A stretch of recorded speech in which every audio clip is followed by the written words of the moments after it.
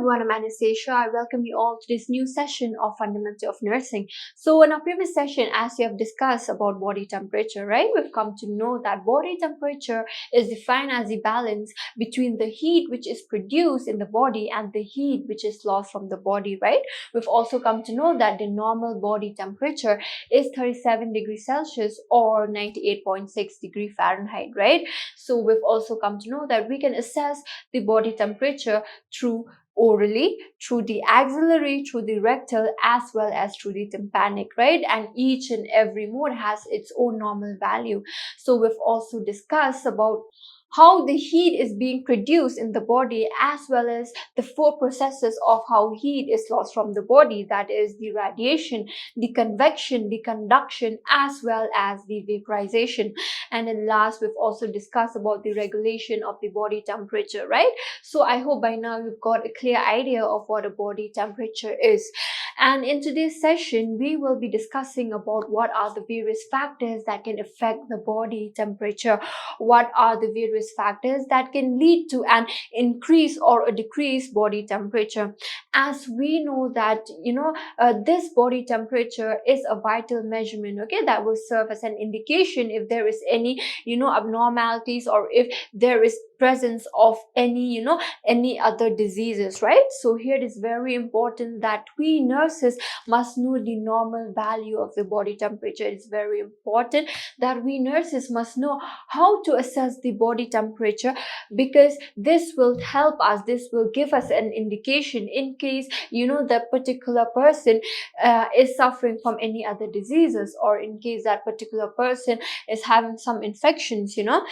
That is why it is very important that we must assess the body temperature of the person every day. Or there are some hospital policies, hospital standards, which is also asked to assess the body temperature maybe twice a day, or even depending on the condition of the person, maybe every 2 hours, every 3 hours, depending on the condition. The times where we will be assessing the vital signs will vary. So now let's move on to today's topic, that is the factors affecting the body temperature. So in today's session, we will discuss about the various factors that can lead to an increase or decrease body temperature. So as we all know that the body temperature gets disturbed when the equilibrium is not maintained between the heat which is produced in the body as well as the heat which is lost from the body. Okay, so here there are many factors that affect this equilibrium, that is the age, the gender, the emotion, the exercise, the hormone, the pregnancy, the stress level, the circadian rhythm, the environment, the infections, the drugs, as well as the food which we consume in our day-to-day life. So these are the few of the factors that can lead to the disequilibrium of the heat produced as well as the heat lost from the body. Now let us discuss each one of it in detail. So moving on to the first one, that is the age. So here, the age of a person plays a vital role in affecting the body temperature. For example, at the time of birth, the thermoregulation system is immature. As I've said, that thermoregulation is defined as the balance between the heat which is produced and the heat which is lost from the body, right? So here, at the time of birth, this thermoregulation system is immature. That is why in a newborn, we will see that they must be protected from extreme temperature. How can we protect them from this extreme temperature? We can protect them from this extreme temperature by covering their head.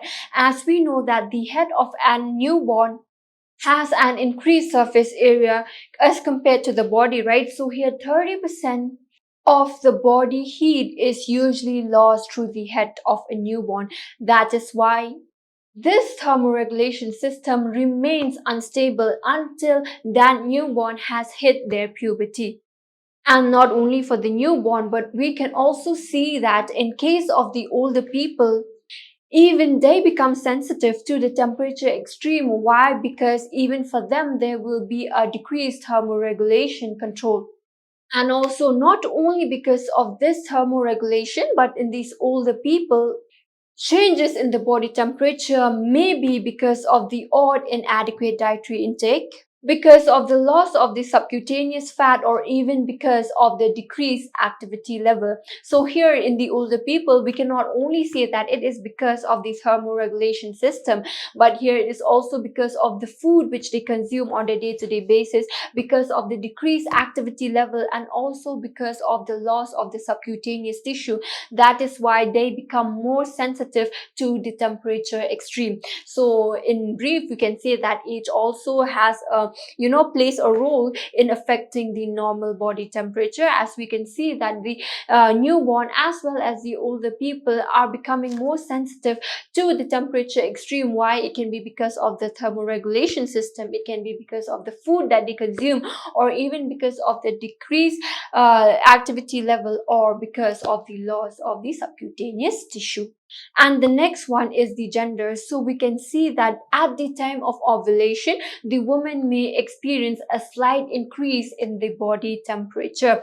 So here men usually have the normal body temperature, only if they are suffering from some disease condition, or only because of some infections or some other external factors, then their body temperature can change. However, for women during their time of ovulation, the woman may be experiencing a slight increase in their body temperature. The next one is the emotions. So if a person is going through certain emotions such as crying, or if a person is angry, then we can also see that there will be an increase in their body temperature.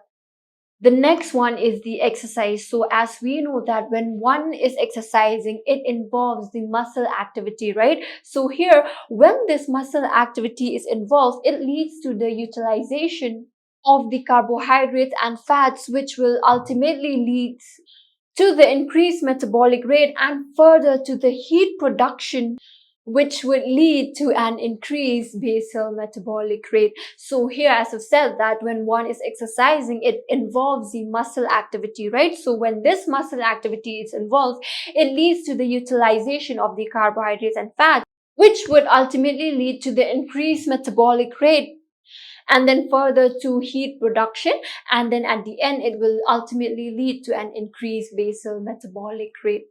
So for example, let's say if we assess the temperature of an athlete, who have just completed their marathon, then we will be able to see that there is an increase in the body temperature. So this increase in body temperature does not denote that, there's something wrong with his body. It does not indicate that, he is having, certain abnormalities or certain, disease condition, but this is only because of the muscle activity which was involved while he was running the race. And the next one is the hormones. So hormones such as progesterone also plays a role in increasing the woman's body temperature after entering into the circulatory system.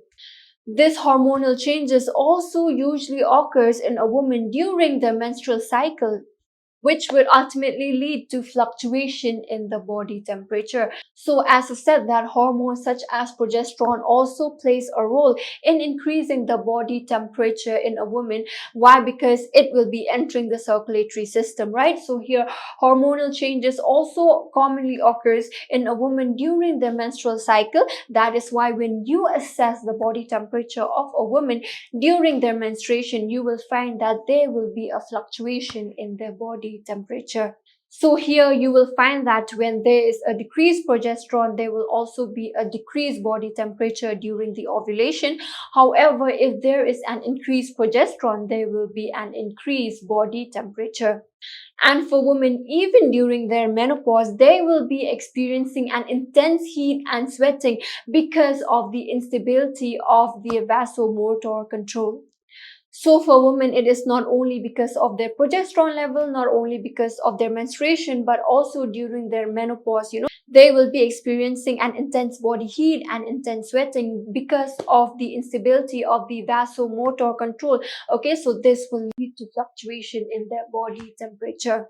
And then even during pregnancy, so here during the period of pregnancy, you will be finding that there will be an increase in the body temperature of a pregnant woman. So why the body temperature is increased? It is increased because during pregnancy there will also be an increase in metabolism, right? So increased metabolism will also lead to an increased body temperature. And the next is the circadian rhythm. So for a normal human being in 24 hours, we can see that our normal body temperature gets fluctuated between zero point 0.5 to 1 degree Celsius. And also we can see that normally our body temperature gets raised between 6 p.m. until midnight, and the temperature gets lower between 4 a.m. to 6 a.m. However, for a person who is doing shifting duty, that is from day to night, then it takes around 1 to 3 weeks for this circle to get reversed. So this is how the circadian rhythm also affects the body temperature. Now moving on to the next one, that is the stress level. So here, if the person is going through stress, or if a person is stressed, then what happens is that the sympathetic nervous system will be getting affected, which would ultimately lead to a change in the hormonal as well as the neural functioning. And because of this change in the hormonal as well as the neural functioning, then it would ultimately lead to an increased metabolism as well as an increased heat production in the body. So since the stress level also plays a role, in affecting the body temperature of an individual, so we as nurses must keep in mind that before we assess the temperature of that particular person, we must first try to assess and get the idea of the anxiety level of that particular person. And the next one here is the environment. So here the environment in which one lives in also plays a major role in affecting the body temperature, especially if we talk about the newborn and the old people, right? As I've discussed with you in the previous slide, that here the thermoregulation system of the newborn is immature, whereas of the older people, the thermoregulation system is not under an effective control, right? So here, if the older people or if the newborn, is exposed to an environment that is, very cold or, very hot, because their thermoregulation system is immature or is not in an effective control, then this can also lead to an increase or a decreased body temperature. So here it is very evident that if a person is having any infection, then this fever is the body's way of fighting or of killing off these infectious organism which is present in the body. The next one is the drugs. So here the drugs which one is taking, may lead to an increase in the muscular activity or may lead to an increase in the metabolism, which can then lead to an increase in the normal body temperature. So here, if the individual feels that his temperature is increasing, then he can take the antibiotic drugs such as aspirin in order to reduce the above normal temperature. And the last one here is the food which we consume. So here the process of eating as well as digestion may cause a rise in the body temperature. So while you are eating and while digestion is happening inside your body, you may find that there may be a rise in the body temperature. However, if one is under fasting, if one is not eating, then there will be a decrease in the metabolism, and this can also lead to a decrease in the body temperature. So these are the few factors that can affect the body temperature of an individual. So now we've come to the end of this topic. So in today's session, we have discussed about the factors that can affect the body temperature of an individual. These factors also include the age, the gender, the emotions, the exercise, the hormones, the pregnancy, the stress level, the circadian rhythm, the environment, the infections, the food, as well as the food which one eat can also, affect the body temperature of an individual. So I hope you guys have got a clear understanding of this topic. I'll be meeting you guys in another session whereby we will be discussing about how can we assess the body temperature of an individual. So until then, have a good day. Thank you.